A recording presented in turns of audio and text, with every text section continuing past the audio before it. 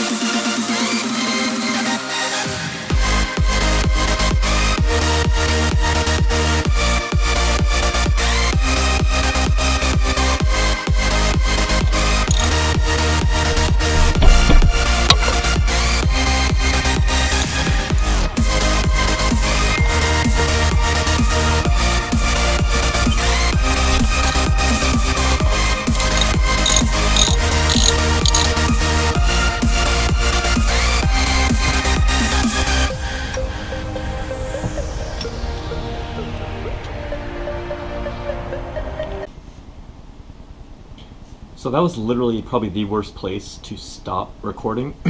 I ran into a bunch of problems at that point. I didn't have a seat clamp, so I couldn't push the piston back in, so I had to go out and buy a seat clamp.